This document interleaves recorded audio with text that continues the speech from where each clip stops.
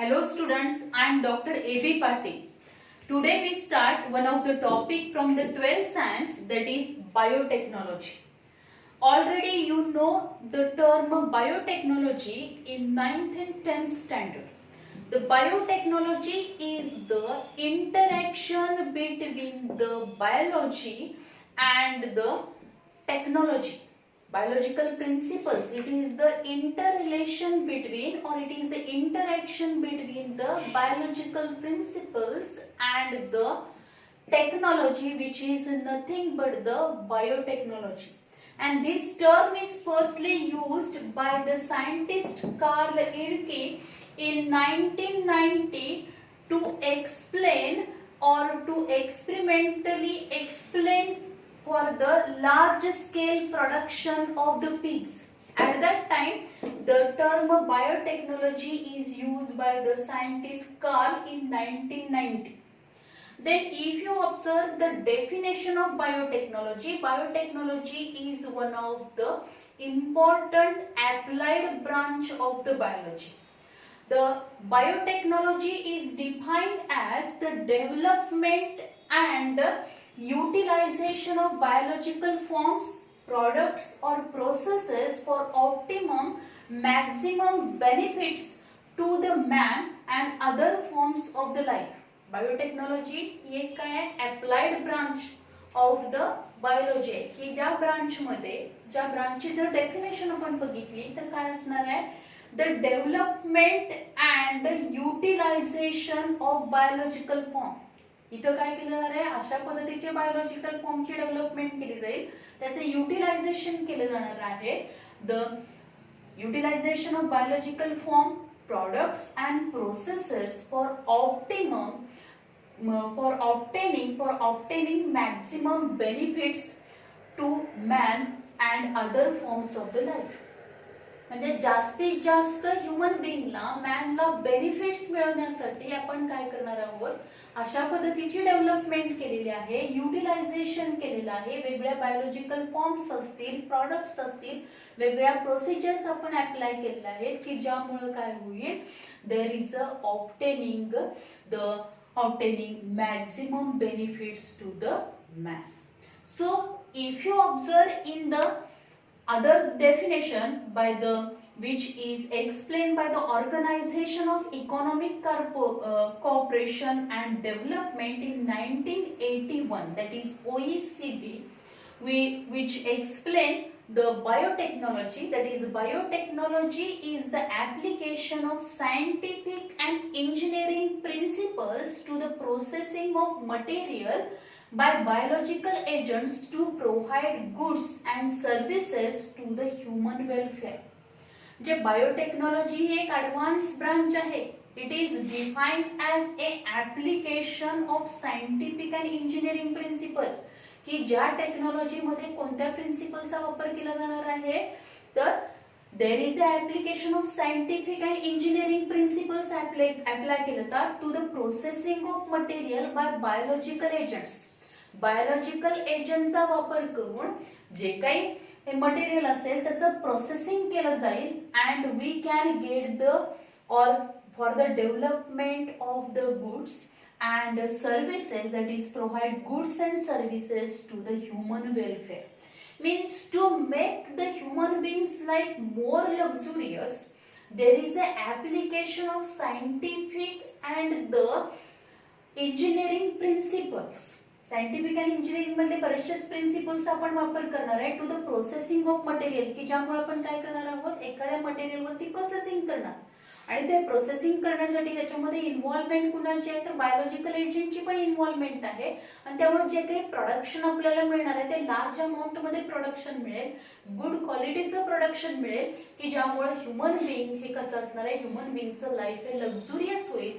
And these products which are in the human welfare, then this technology which is known as biotechnology. In this biotechnology, the various branches, principles which are, or various techniques of the different branches of the science which are used. These are nothing but the biochemistry, microbiology, genetics, mathematics, then statistics, all branches, all these scientific branches, their knowledge which can be used, their principles which are used, due to which we can get the more production, we make the human beings life very luxurious one by using these scientific and genetic principles, that is scientific and engineering principles, by which the processing of material by biological agents to provide the goods and services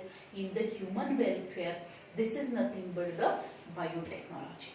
Then if you observe, there are different scientific principles which are used, which are related to the different branches. वेगळ्या branches मधले scientific principles इथे वापरले जाणार आहेत.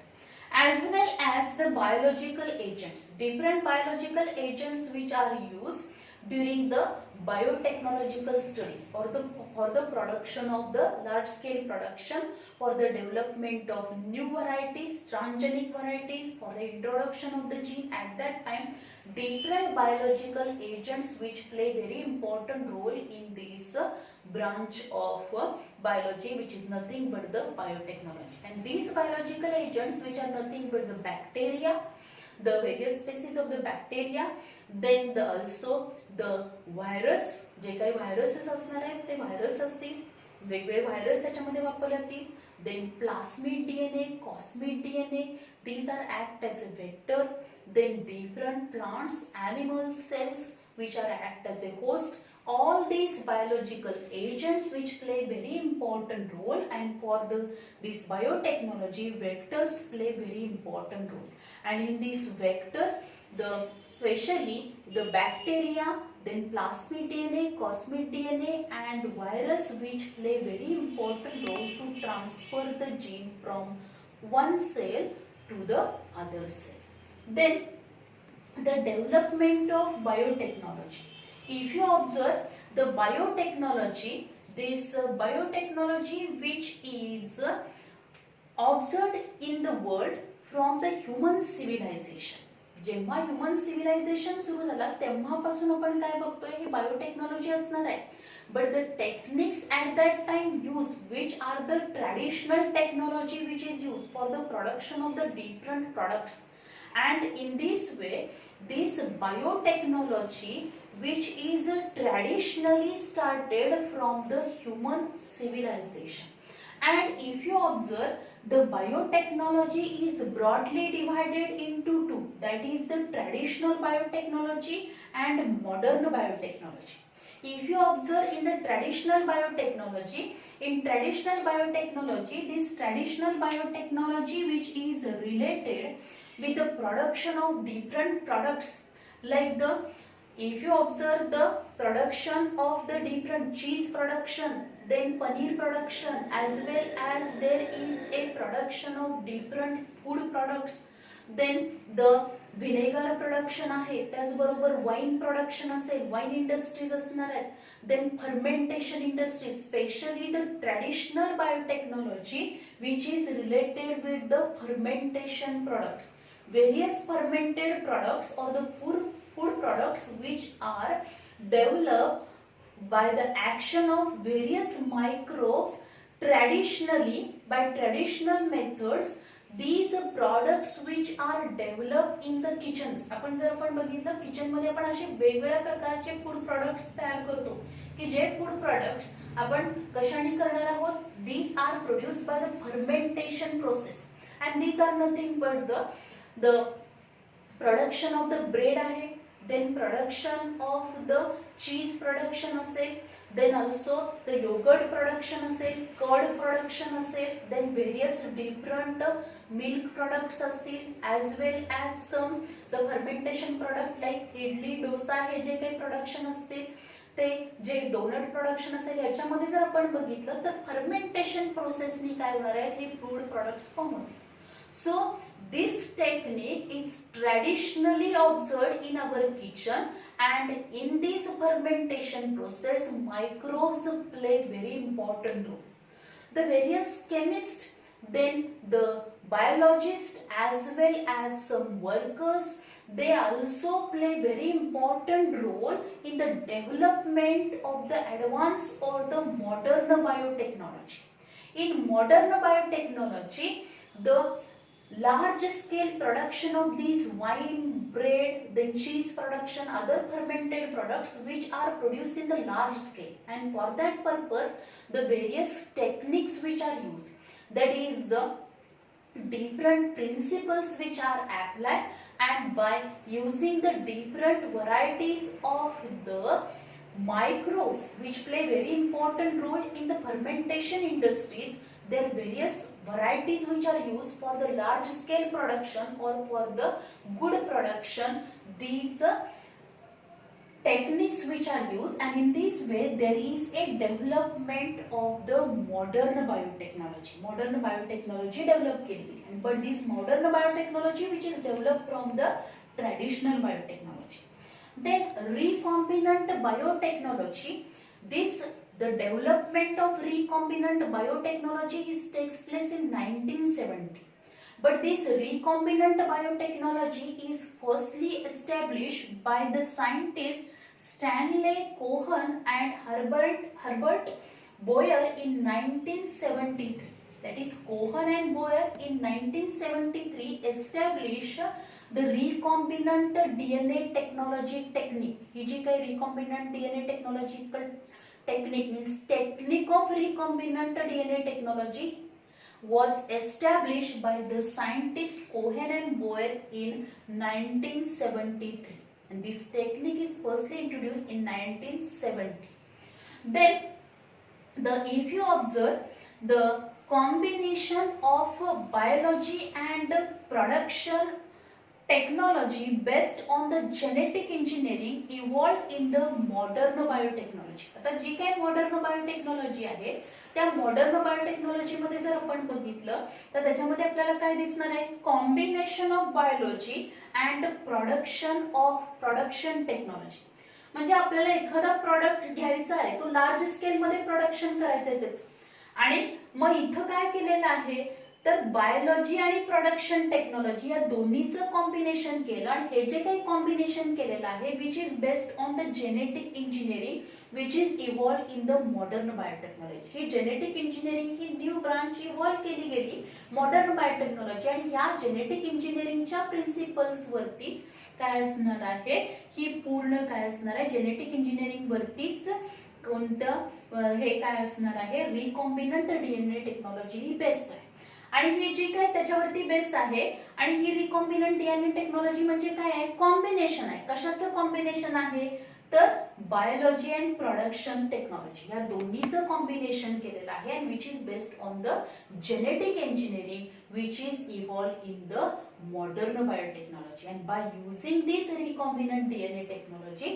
we can change the DNA of the or genetic makeup of the specific organism. Genetic makeup can be changed by introducing the gene, and by introducing this beneficial gene we can increase the production or the yield. आपण काय करू शकतो, production वाढवू शकतो, yield produce करू शकतो, किंवा बऱ्याचशाच आपण डिसीज रेजिस्टंट व्हरायटीज पण काय करू शकणार आहे, प्रोड्यूस करणार. There R to major features of the biotechnology. आता बायोटेक्नॉलॉजीच्या जर आपण बघितलं तर दोन मेजर फीचर्स आहेत which differentiates between the modern biotechnology from the old biotechnology. Means this traditional biotechnology, जी काही ट्रॅडिशनल बायोटेक्नॉलॉजी आहे त्यालाच काय म्हणतो आपण, ओल्ड बायोटेक्नॉलॉजी म्हणतो. मग असे दोन मेजर मेन फीचर्स आहेत बायोटेक्नॉलॉजी मध्ये, या टेक्नॉलॉजी मध्ये असे दोन फीचर्स आहेत की ज्यामुळं ही मॉडर्न बायोटेक्नॉलॉजी ही ओल्ड बायोटेक्नॉलॉजी पासून आपण इझिली डिफरन्शिएट करू शकतो. असे कोणते दोन मेजर फीचर्स आहेत तर पहिला काय आहे, change genetic material for getting specific. पहिला काय असणार आहे, change genetic material for getting specific product by recombinant DNA technology, PCR, microarrays, then cell culture and fusion and bioprocessing. म्हणजे पहिला जो काही मेजर फीचर आहे त्याच्यामध्ये काय केलं होतं, change genetic material for getting the specific product. आपल्याला एखादा स्पेसिफिक प्रॉडक्ट तयार करायचा आहे, याच्यासाठी आपण काय करणार आहोत, जेनेटिक मटेरियल मध्ये चेंज करा. तर जेनेटिक मटेरियल मध्ये चेंज करणार म्हणजे काय असणार आहे, suppose this one is the cell of E coli. E कोलायची ही सेल आहे. या ई कोलायच्या सेल मध्ये हा डीएनए प्रेझेंट आहे, त्याचबरोबर काय असणार आहे, हा प्लास्मिड डीएनए पण प्रेझेंट असणार आहे. आता या प्लास्मिड डीएनए मध्ये, हा जो काही प्लास्मिड डीएनए आहे, त्या प्लास्मिड डीएनए मध्ये काय करणार आहोत, आपण एक दुसरा जीन इंट्रोड्यूस करणार. म्हणजे सपोज ही ह्यूमन बीइंगची सेल आहे, या ह्यूमन बीइंगच्या सेल मधल्या न्यूक्लियस मधला हा डीएनए प्रेझेंट आहे. न्यूक्लियस आपण सेपरेट केलं, त्या न्यूक्लियस मधला परत डीएनए सेपरेट केला आणि या स्पेसिफिक रिजनला काय प्रेझेंट आहे, तर इन्सुलिन प्रोड्यूस करणारा जीन प्रेझेंट. रिस्ट्रिक्शन एंडोन्यूक्लियस एन्झाईमने आपण तेवढा जीन काय केला, सेपरेट केला. सेपरेट करून हा जीन आपण काय केला, with the help of vector this gene which is introduce in the plasmid DNA of the E coli. E कोलायच्या प्लास्मिड डीएनए मध्ये काय केला, इंट्रोड्यूस केला. By using the DNA ligase enzyme वापरला आणि बरोबर हा काय असणार आहे, इन्सुलिन प्रोड्यूस करणारा हा जो काही जीन आहे तो इथं काय केला, अटॅच केला. अटॅच केल्यानंतर काय होणार आहे, तर हा जो काही प्लास्मिड डीएनए आहे which having the ability to produce the insulin. कारण जेव्हा हा ई कोलाई जो आहे, त्या ई कोलायची आपण परत काय केली, तर कल्चर मीडियम वरती ग्रोथ घेतल्यानंतर त्याच्यापासून number of E coli cells form होतील आणि प्रत्येक ई कोलाई सेल मध्ये हा ट्रान्सफर केलेला जीन काय होणार आहे, ट्रान्सफर होईल and it can be express it's character or it produce the specific product. म्हणजे याच्यासाठी आपण काय केलेलं आहे, तर पहिलं फीचर काय म्हटलंय, change in the genetic material for getting the specific product. आपल्याला स्पेसिफिक प्रॉडक्ट प्रोड्यूस करायचं असेल तर त्याचा जेनेटिक मेकअपच आपण काय करणार आहोत, चेंज करणार. आता हे आपण कसं करू शकतो, रिकॉम्बिनंट डीएनए टेक्नॉलॉजी. म्हणजे या टेक्निकने आपण करणार रिकॉम्बिनंट डीएनए टेक्नॉलॉजी. म्हणजे दुसऱ्या सेल मधला जीन आपण काय करणार आहोत, त्याच्या डीएनए मधला स्पेसिफिक जीन आपण काय करणार, सेपरेट करणार. जो जीन, जे प्रोडक्शन आपल्याला घ्यायचं आहे त्याचा जीनोम आपल्याला जेनेटिक जो काही मॅप आहे, जीन मॅप आपल्याला माहित असणार, त्यामध्ये त्याचं स्पेसिफिक लोकेशन माहित असेल. तो जीन आपण सेपरेट केला, रिस्ट्रिक्शन एंडोन्यूक्लियस एन्झाईमने तो कट केला, आयसोलेट केलेला जीन परत इंट्रोड्यूस केला. इंट्रोड्यूस केल्यानंतर या ई कोलायचा जेनेटिक मेकअप आपण चेंज केला, त्याच्यापासून प्रोड्यूस होणाऱ्या सगळ्या ई कोलायमध्ये तो जीन ट्रान्सफर होणार आहे अँड प्रोडक्शन करेल. In this way recombinant DNA technology आपण करू शकतो. Then PCR, that is polymerase chain reaction, आपण बघितलं होतं. जो आपण मॉलिक्युलर बेसिस ऑफ इनहेरिटन्स मध्ये आपण स्टडी करताना बघितलं होतं की जेव्हा डीएनए फिंगर प्रिंटिंग आपल्याला करायचंय, त्या डीएनए फिंगर प्रिंटिंगच्या वेळी पीसीआर टेक्निक तिथं वापरलं जातं. आणि त्या पीसीआर टेक्निक मध्ये आपण स्टडी केलं होतं की this PCR technique, by using PCR technique, if you having the very less genetic material, एकदम कमी प्रमाणात आपल्याकडे जेनेटिक मटेरियल डीएनए, एकच सेल आपल्याला अवेलेबल झालेले आहे, अशा या एका सेलच्या number of copies, thousands of copies आपण कशापासून फॉर्म करू शकतो, by using this PCR technique. Then micro arrays आहेत, वेगळ्या प्रकारचे मायक्रो अरेज आपण प्रोड्यूस करू शकतो, प्रोडक्शन करू शकतो. एन्झाईम्स असेल, त्याचबरोबर द इनॉक्युलम्स असतील ते प्रोड्यूस करू शकणार आहे. सेलचं कल्चर करणार आपण and there fusion. Cells culture केल्या तर बऱ्याच वेळेला आपण बघतो की दोन सेल्स घेतल्या, त्याच्यामधलं सेल वॉल सेपरेट केला आणि प्रोटोप्लास्ट करून दोन सेलचं काय केलं जातं, प्रोटोप्लाझ्मिक फ्युजन करून आपण वेगळी व्हरायटी पण काय करू शकणार आपण, प्रोड्यूस करू शकतो. देन ऑल्सो बायो प्रोसेसिंग, वेगळ्या प्रकारचे बायो प्रोसेसिंग करून सुद्धा आपल्याला काय करता येईल, we can produce or we can get the different products. म्हणजे जे काही प्रॉडक्ट मिळालेले आहेत त्याच्यावरती परत प्रोसेसिंग केली जाते आणि या सगळ्यासाठी वेगवेगळ्या सायंटिफिक प्रिन्सिपल्स वापरले जातात. मग काही प्रिन्सिपल्स हे इंजिनिअरिंग मधले प्रिन्सिपल्स असतील, काही मायक्रोबायोलॉजी मधले असतील, काही जेनेटिक्स मधले प्रिन्सिपल्स असतील, मॅथमॅटिक्स मधले प्रिन्सिपल्स असतील, स्टॅटिस्टिक मधले प्रिन्सिपल्स असतील, बायोकेमिस्ट्री मधले असतील, केमिस्ट्री मधले असतील. These R use. Then next one असणार आहे ownership of the technology and it's socio political impact. Socio political impact जो असणार आहे या पॉइंट मध्ये पण हा ओल्ड बायोटेक्नॉलॉजी मॉडर्न बायोटेक्नॉलॉजी पासून डिफरन्शिएट. पूर्वी काही त्यांना जेनेटिक मेकअप चेंज करण्याची त्यांच्याकडे टेक्नॉलॉजी अवेलेबल नव्हती, त्यामुळं आताच्या मॉडर्न बायोटेक्नॉलॉजी मध्ये हे आपण सगळ्या मेथड्स वापरतो. आणि दुसरा पॉइंट काय आहे तर ओनरशिप ऑफ द टेक्नॉलॉजी. समजा एखादा नवीन प्रॉडक्ट एखाद्या कंट्रीने तयार केलेला आहे, त्या कंट्रीमधल्या सायंटिस्टने तयार केलेलं, तर त्याची पूर्ण ओनरशिप ही कुणाला मिळणार आहे, त्या स्पेसिफिक इंडस्ट्रीला मिळेल, त्या स्पेसिफिक कंट्रीला मिळणार आहे. And but in the old biotechnology, traditional biotechnology मध्ये अशी ओनरशिप माहिती नव्हती किंवा त्या पद्धतीने ओनरशिप त्यांना दिली जात नव्हती. त्याचबरोबर इट्स सोशो पॉलिटिकल इम्पॅक्ट. आणि बऱ्याच वेळेला आपण बघतो की बरेचसे पेटंट आहेत, की काही पेटंट मेडिसिनल प्लांटचे पेटंट आहेत किंवा काही राईस व्हरायटीचे सुद्धा पेटंट आहेत, की जे पेटंट जी व्हरायटी किंवा त्याच्या मेडिसिनल प्रॉपर्टीज ह्या इंडियामध्ये स्टडी केल्या आहेत, पण बाकीच्या कंट्रीनी सांगितलंय की ते त्यांना त्याचं पेटंट पाहिजे. त्याच्यासाठी सुद्धा बरेचसेच काय असणार आहेत, त्याच्यासाठी बरेचसेच क्लेम केले जातात, कोर्टामध्ये बऱ्याचशाच केसेस होतात आणि मग परत हा काय होणार आहे ते नेमकं पेटंट कुणाचं आहे त्याच्यावरती पण काय होणार आहे या मॉडर्न बायोटेक्नॉलॉजीने ते प्रूव्ह करता येईल. आणि त्यामुळं in these two major features, these modern biotechnology which is differentiated from the old biotechnology, and these modern biotechnology which is useful in the different industries for the production or to increase the production or the these produce biotechnology based products. आता या कोणकोणत्या इंडस्ट्रीमध्ये mostly this modern biotechnology is used? Modern biotechnology is mostly used in the pharmaceutical industries, then agro industries, food industries, all these industries, leather industries, then fermentation industries, wineries, in all that industries, then also the biofertilizer productions, all these means agro industry मध्ये ह्या सगळ्या येतील. So all these industry, agro industry, food industries, then the also pharmaceutical industries, these modern biotechnology which is used, and all these industrial products which are best, that is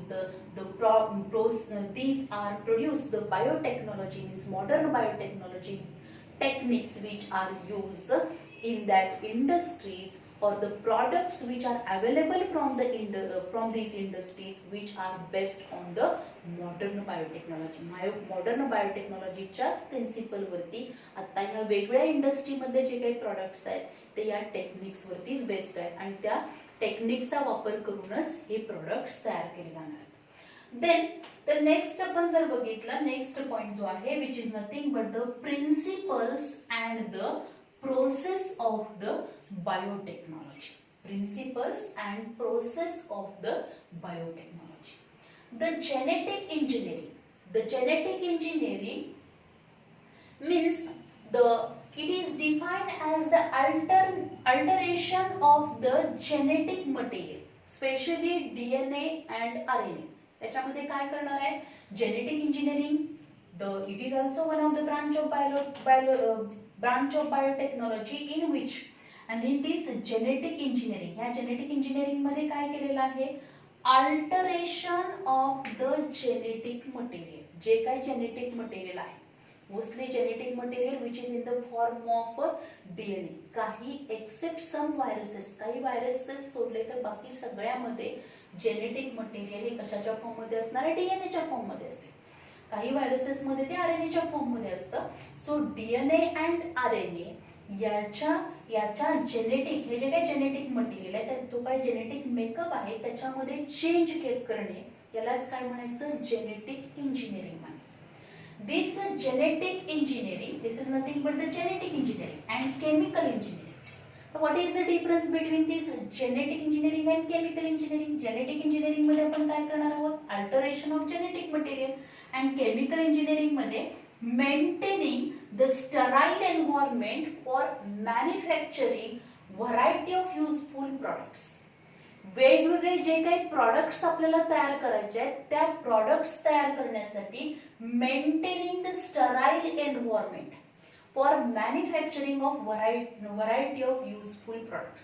म्हणजे त्यामध्ये तिथं काय केलं जातं, केमिकल इंजिनिअरिंग मध्ये काय केलं जातं, स्टराईल एन्व्हायरमेंट मेंटेन केलं जाणार आहे. And maintaining this sterile environment for the production of various products. आता हे वेगळे प्रोडक्ट्स कुठले आहेत, तर वॅक्सिन्स असतील, अँटीबायोटिक्स आहेत, एन्झाइम्स आहेत, ऑर्गॅनिक ऍसिड्स आहेत, विटॅमिन्स आहेत, थेरप्युटिक्स आहेत. All these are produced in the industry, and whenever these products are produced, or these various products when they are produced in different industry, at that time along with this genetic engineering, chemical engineering which is also essential. And chemical engineering कशासाठी essential असणार आहे, to maintain the sterile environment. Sterile environment maintain झाल्याशिवाय आपण हे काय करू शकत नाही. तर हा जो काही प्रॉडक्ट आपल्याला मिळणार आहे तो प्युअर प्रॉडक्ट मिळणार नाहीये, कारण हे जे अँटीबायोटिक्स आहेत, वॅक्सिन्स आहेत, ते प्युअर फॉर्म मध्ये पाहिजे, तरच काय असणार आहे, त्याचे रिझल्ट जे असणार आहेत ते आपल्याला चांगल्या पद्धतीचे रिझल्ट मिळू शकतात.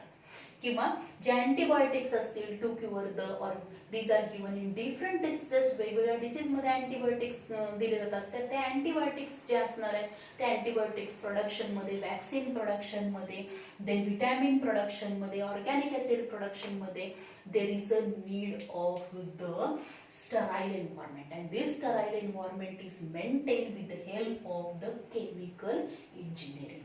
Sterile environment, sterile म्हणजे तिथं कुठल्याही प्रकारचा दुसरा ऑर्गॅनिझम, दुसरा काय असणार नाही, मायक्रोब आतमध्ये एंटर होऊन ते स्पॉइल करणार नाही, जो काही प्रॉडक्ट आहे तो स्पॉइल करणार नाही, तो प्युअर फॉर्म मध्ये आपल्याला अवेलेबल होणार आहे.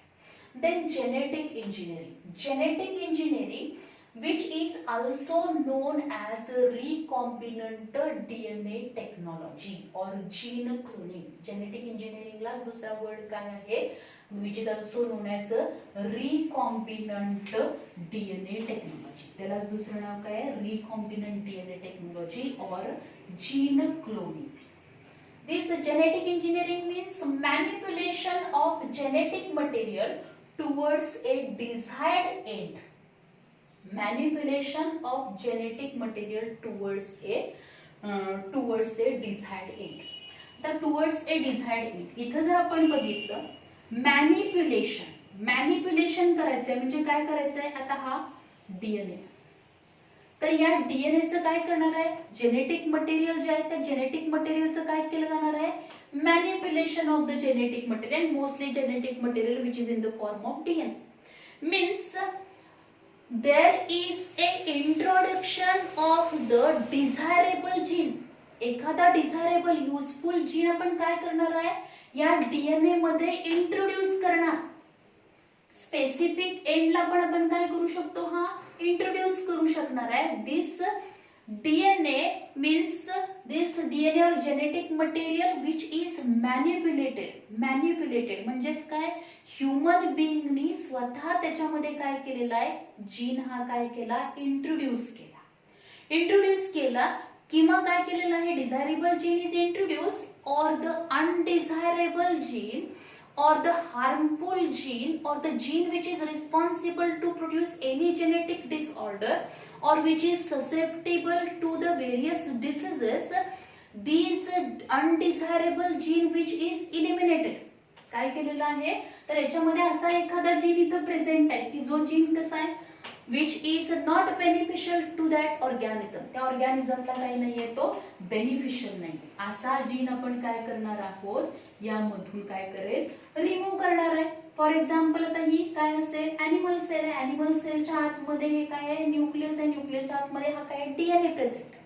या डीएनए मध्ये आपल्याला एखादा डिझायरेबल जीन काय करायचा, इंट्रोड्यूस करायचा, बेनिफिशियल जीन, युजफुल जीन आपण काय करणार, इंट्रोड्यूस करणार. आणि त्याचं काय केलं, manipulation of the genetic material, म्हणजे जेनेटिक मटेरियलचं आपण काय केलेलं आहे, चेंज केलं. किंवा याच्यामध्ये नको असलेला जीन आपण काय केला, एलिमिनेट केला. This gene which is eliminate and instead of this undesirable gene, आणि बऱ्याच वेळेला काय केलं जातं, हा जो काही नको असलेला जीन आहे तो एलिमिनेट करायचा, आणि एलिमिनेट करून त्याच्या ऐवजी काय करणार आहे आपण, परत अजून एक काय करणार आहोत, this healthy gene which is introduce instead of that undesirable gene, the harmful gene which is eliminated and useful or the beneficial gene, healthy gene which is introduced into the that DNA or genetic material मध्ये तो काय केला जाणार आहे, introduce केला जाईल and towards the desired एंडला तो इंट्रोड्यूस केला जाईल. आता बऱ्याच वेळेला जर अनडिझायरेबल जीन इथं मध्येच प्रेझेंट असेल तर तेवढाच रिस्ट्रिक्शन एंडोन्यूक्लियस एन्झाईमनी काय केलं जाणार, त्या स्पेसिफिक साईटला रिस्ट्रिक्शन एंडोन्यूक्लियस एन्झाईम अप्लाय केलं जाईल, ते कट केलं जाणार आहे. आणि याच्यासाठी आपण जे बघितलेलं होतं ह्युमन जिनोम प्रोजेक्ट पण स्टडी केला होता, molecular basis of inheritance. This human genome project play very important role. कारण का, ह्युमन जिनोम प्रोजेक्टमुळे आपल्याला बऱ्याचशाच plants, animals, human being along with the human being बाकीचे plants, animals, virus, then yeast यांचे पण आपल्याला काय मिळालेले आहेत, त्याचा जेनेटिक मॅप आपल्याला मिळालेला आहे. त्यामुळं या ऑर्गॅनिझममध्ये, ह्युमन बीइंगमध्ये किती जीन्स प्रेझेंट असणार आहेत, त्या जीनचं लोकेशन कुठं आहे, त्याचं पर्टिक्युलर फंक्शन काय आहे, देन तो किती न्यूक्लियोटाइड बेस पेअर्स पासून फॉर्म झाला हे माहित असल्यामुळे आपण काय करू शकतो, दिस अनडिझायरेबल जीनचं नेमकं लोकेशन काय ते आयडेंटिफाय करू शकतो. By using the restriction endonuclease enzyme we can cut this gene and instead of these harmful or undesirable gene we can introduce the healthy gene. And this is nothing but the genetic engineering. त्यालाच काय म्हटलं तर genetic engineering. So this genetic engineering, म्हणून या genetic इंजिनिअरिंगला काय म्हटलं, recombinant DNA technology. म्हणजे जो काही सुरुवातीचा डीएनए होता त्याच्यामध्ये आपण एखादा जीन ऍड केला किंवा एखादा जीन काय केला आपण इलिमिनेट केला, त्याच्यामधून रिमूव्ह केलेला आहे की ज्यामुळं हा जो काही डीएनए आहे त्याचं काय झालं, परत रिकॉम्बिनंट केला, त्याचं काय झालेलं आहे, इंट्रोड्यूस केल्यामुळे त्याचा जेनेटिक मेकअप चेंज झाला, त्यामुळे त्याला म्हटलं तर recombinant DNA. And so this genetic engineering is non as A recombinant DNA technology and the gene cloning. आता जो काही जीन हा इंट्रोड्यूस केलेला जीन असणार, इंट्रोड्यूस केल्यानंतर ही जी काही सेल आहे त्या सेलची ग्रोथ घेतल्यानंतर आपल्याला हे लक्षात येईल की from this cell, when the new cells are formed, this introduced gene, the gene which is manipulated, the gene which is added, this gene is also transferred into the next cell or newly produced cells or the next generation, and also it can be phenotypically or it can be expressed in the next generation. Next generation मध्ये तो काय होणार आहे, express होणार आहे. Then this definition of the genetic engineering is given by the scientist John E. Smith in 1996. 1996 मध्ये John E Smith यानं genetic इंजिनिअरिंगची definition दिली. and according to this John E. Smith, this genetic engineering which is the technology in which the manipulation or the introduction of the there is a transfer of the desirable genes or undesirable genes which is eliminated with the help of the different vectors. With the help of vectors, this desirable gene which is transferred into the host cell DNA. Host cell DNA च्या मध्ये काय करणार आहे आपण, desirable gene हा transfer करणार आणि transfer करताना काय करणार आहे आपण, स्पेसिफिक वेक्टर वापरणार.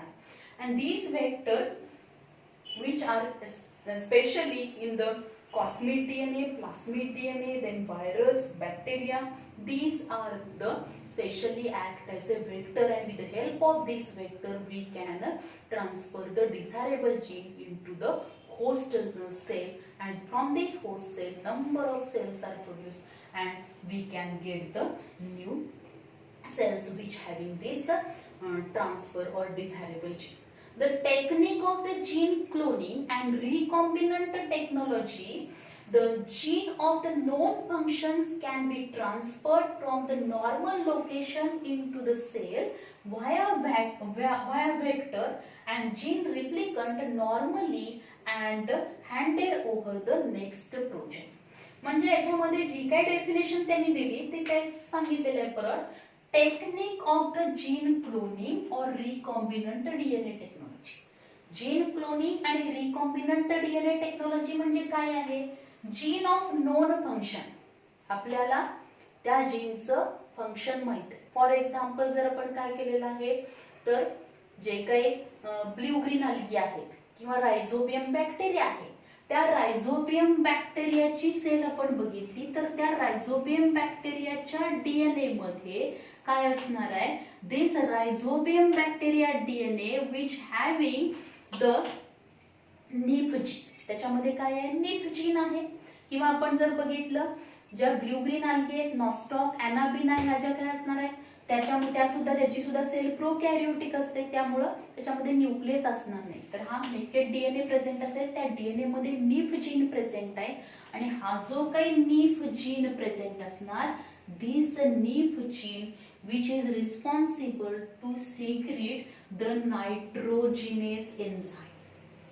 Nitrogenase enzyme, and this nitrogenase enzyme which is essential to fix the atmospheric nitrogen, जो काही ऍटमॉस्फिअर मध्ये 78% काय आहे, नायट्रोजन आहे. एवढ्या जास्त प्रमाणात नायट्रोजन असून पण डायरेक्टली प्लांट्स तो काय करू शकत नाहीत, फिक्स करू शकत नाहीत. आणि त्यामुळं हे जे काही बॅक्टेरिया आहेत किंवा ब्ल्यू ग्रीन अल्गी आहेत, त्या ब्ल्यू ग्रीन अल्गी आणि बॅक्टेरियामध्ये नीफ जीन प्रेझेंट आहे. This nif gene which is responsible to secrete nitrogenase enzyme, and this nitrogenase enzyme having the ability to convert or fix this atmospheric nitrogen in the form of nitrate, nitride and ammonia. Nitrate, nitride, ammonia च्या form मध्ये तो fix करणार आहे, easily available to the plant, आणि plant कडून परत तो animal कडे जाणार आहे. आणि in this way the nitrogen requirement of the plants and animals which can be fulfil. तर मग या रिकॉम्बिनंट डीएनए टेक्नॉलॉजीनी काय केलं, आपल्याला माहिती आहे की हा जो काही रायझोबियम बॅक्टेरिया आहे किंवा अझोटोबॅक्टर आहे किंवा आपण जो बघणार आहे that is blue green algae nostoc आहे, त्याच्यामधला नीफ जीन आहे, त्याचं आपल्याला फंक्शन माहित आहे. हा नीफ जीनच आपण काय केला, आयसोलेट करून न्यू प्लांटच्या अशा काही व्हरायटी आपण डेव्हलप करणार आहे की त्या व्हरायटीमध्ये हा नीफ जीन जर आपण इंट्रोड्यूस केला विथ हेल्प ऑफ वेक्टरच्या मार्फत त्याच्यामध्ये इंट्रोड्यूस करून आपण काय करू शकतो, there is a gene cloning और रिकॉम्बिनंट टेक्नॉलॉजी आपण करणार आहोत. त्याचा जेनेटिक मेकअप चेंज करणार आहे आणि त्या प्लांट सेल पासून परत टिश्यू कल्चर टेक्निकनी आपण काय करणार, तर जो काही काय असणार आहे, जे टिश्यू कल्चर मध्ये कल्चर मीडियम आहे, त्या कल्चर मीडियम वरती आपण जर या सेलची ग्रोथ घेतली की त्याच्यापासून काय फॉर्म होईल, तर हा काय होणार आहे, कॅलस फॉर्मेशन होईल, त्याच्यापासून नवीन प्लांट बॉडी डेव्हलप होईल. त्या प्रत्येक प्लांट बॉडी मधल्या प्रत्येक सेल मध्ये हा नीफ जीन येणार आहे. म्हणजे इथं काय म्हटलेलं आहे, technique of gene cloning and recombinant DNA technology, the gene of non function. आता आपण हे एक एक्झाम्पल घेतले, असे बरेचशाच प्लांट्स, ॲनिमल्स, बॅक्टेरिया मधल्या जीनचा आपल्याला पर्टिक्युलर फंक्शन माहित आहे. असा जीन आपण काय करणार आहोत, कॅन बी ट्रान्सफर्ड, तो ट्रान्सफर करायचा, transferred for the normal location in to the sale, host sale मधल्या नॉर्मल लोकेशनला ट्रान्सफर करायचा वाया द वेक्टर मार्फत ट्रान्सफर केला जातो. त्यालाच म्हटलं जातं जेनेटिक इंजिनिअरिंग, जीन क्लोनिंग और recombinant DNA technology. Then the gene replicated normally and handed over next progeny. म्हणजे जेव्हा हा जीन त्याच्यामध्ये इंट्रोड्यूस केल्यानंतर हा जो जीन काही आपण इंट्रोड्यूस केलेला आहे, सपोज हा जो जीन आहे नीफ जीन आपण काय केला, या डीएनए मध्ये काय केला, इंट्रोड्यूस केला. आता इंट्रोड्यूस केल्यानंतर जेव्हा या डीएनएचं परत रिप्लिकेशन होणार म्हणजे काय, from one DNA to daughter DNA R form. जेव्हा दोन डॉटर डीएनए फॉर्म होणार आहे तेव्हा या इंट्रोड्यूस केलेल्या जीनचं पण काय होणार, त्याच्या पण कॉपीज फॉर्म होतील, त्याचं पण रिप्लिकेशन होणार आहे. And as well as it handed over in the next progeny, म्हणजे नेक्स्ट प्रोजेनी मध्ये, नेक्स्ट ऑफस्प्रिंग मध्ये, नेक्स्ट जनरेशन मध्ये तो जीन काय होणार आहे, ट्रान्सफर होणार आहे. Then what are the different tools and techniques for the gene cloning and recombinant DNA technology. त्या recombinant DNA technology मध्ये किंवा आपण काय म्हणतो त्याला जीन क्लोनिंग म्हणतो, याच्यामध्ये वापरले जाणारे वेगवेगळे tools and techniques. The different instruments और devices which are use in the recombinant DNA technology, and these are used for the DNA, RNA and protein synthesis in the cells of the living organism. Living organism मध्ये जे काही protein synthesis होणार आहे, DNA चं replication होणार, RNA synthesis होणार आहे, and for that purpose the various different instruments or devices which are used. And whenever these are used, these are formed in the in vitro condition. At that time also these are different. तर biotechnology करणार म्हणजे आपण काय करणार आहोत, recombinant टेक्निकनी आपण काय करणार, मल्टिपल कॉपीज तयार करणार आहोत. लॅबोरेटरी कंडिशन मध्ये ही प्रोसिजर आपण घडवून आणणार आहे आणि त्यामुळे हे डीएनए सिंथेसिस करायचं आहे, आरएनए सिंथेसिस करायचं आहे, प्रोटीन सिंथेसिस करायचं आहे. फॉर दॅट पर्पज जसे सेल मध्ये वेगवेगळ्या प्रकारचे आपल्याला काय लागणार आहेत, टूल्स टेक्निक्स लागतात, तसे बायोटेक्नॉलॉजी मध्ये पण लागणार आहे. DNA RNA protein synthesis in the sale vary in the molecular weight, solubility, presence of the charges and absorbance of the light. आपण इथे जर बघितलं तर हे जे काही DNA RNA protein synthesis which is text place in the cells of living organism. Living organism मध्ये DNA synthesis होणार, प्रोटीन सिंथेसिस होणार, आरएनए सिंथेसिस होणार. या डीएनए आरएनए आणि प्रोटीन सिंथेसिसचं जर आपण बघितलं तर प्रत्येक सेल मधला, जे वेगळ्या ऑर्गॅनिझम मधल्या सेल मधला, त्याचं मॉलिक्युलर वेट, प्रोटीन वेगवेगळ्या प्रकारचे प्रोटीन जे आहेत त्या प्रत्येक प्रोटीनचं मॉलिक्युलर वेट मध्ये ते डिफरंट असणार. They are very in the molecular weight. प्रत्येकाची सोल्युबिलिटी वेगळी असेल, प्रत्येक प्रोटीनची सोल्युबिलिटी वेगळी असणार आहे. देन प्रेझेन्स ऑफ चार्जेस, त्याच्यावरती पॉझिटिव्ह चार्ज आहे का निगेटिव्ह चार्ज आहे, प्रत्येकावरती काय असेल, वेगवेगळ्या पद्धतीने असणार आहे. जसं आपण बघतो डीएनए हा कसा आहे, निगेटिव्हली चार्ज आहे. प्रोटीन्स कसा आहे, हिस्टोन प्रोटीन मध्ये आपण बघितलं पॉझिटिव्हली चार्ज आहे. So the absorbance of the light, आणि किती ऍब्सॉर्बन्सची लाईट ते ऍब्सॉर्ब करतात, लाईट ऍब्सॉर्बन्स, त्यानंतर सोल्युबिलिटी असेल त्याची, त्याचबरोबर काय असणार आहे, प्रेझेन्स ऑफ चार्जेस, ते मॉलिक्युलर वेट, यामध्ये आपल्याला हे डीएनए आरएनए आणि प्रोटीन जे काही फॉर्म होणार आहेत सेलमध्ये त्याच्यामध्ये आपल्याला व्हेरिएशन्स पाहायला मिळतात. The techniques use on the basis of the molecular weight.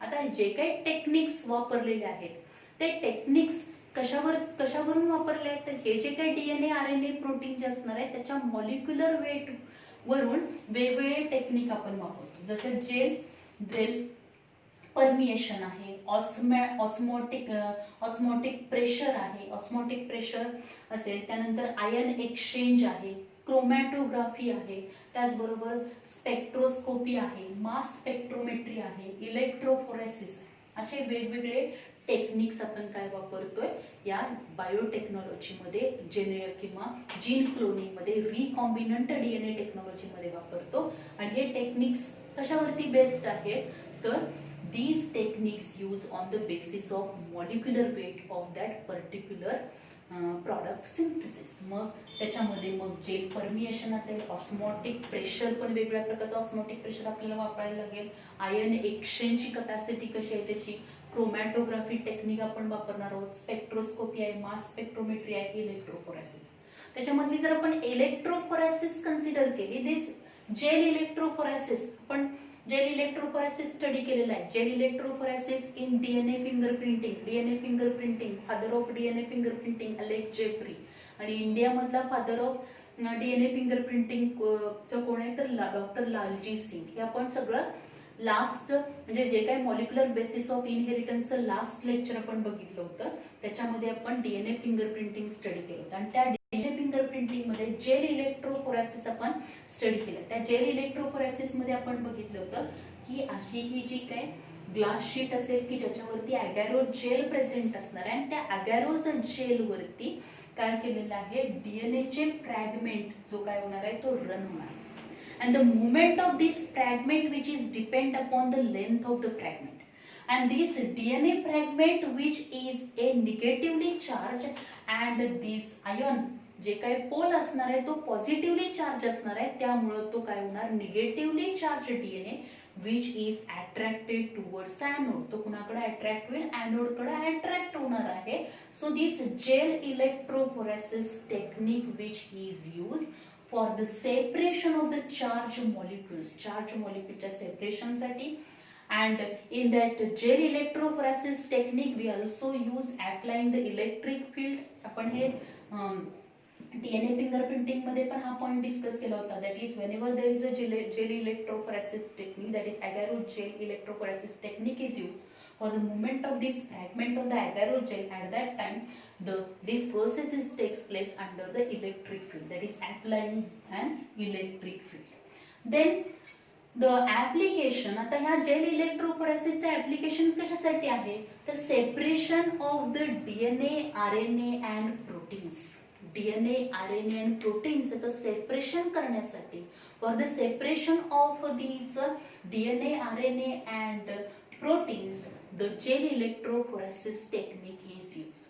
And the common gel electrophoresis technique जर आपण बघितले तर त्याच्यामध्ये agarose gel electrophoresis मध्ये दोन टेक्निक आपण वापरतो, PAGE and SDA-PAGE. आता PAGE मीन्स काय असणार आहे, polyacrylamide gel electrophoresis which is commonly used. Polyacryl amide gel electrophoresis, this technique which is commonly used in the DNA separation. DNA separation मध्ये commonly ती वापरली जाते. Then SDA-PAG, that is sodium dodosyl sulfate polyacryl amide gel electrophoresis. Sodium dodecyl sulfate polyacryl amide gel electrophoresis, which is also used during the separation of the DNA, RNA and protein synthesis, out of which this sodium which having the positive charge, so it binds with the protein बरोबर तो bind होतो. So this is all about the some tools and techniques of the gene cloning and recombinant DNA technology. In next lecture we will discuss about the PCR technique. Thank you very much.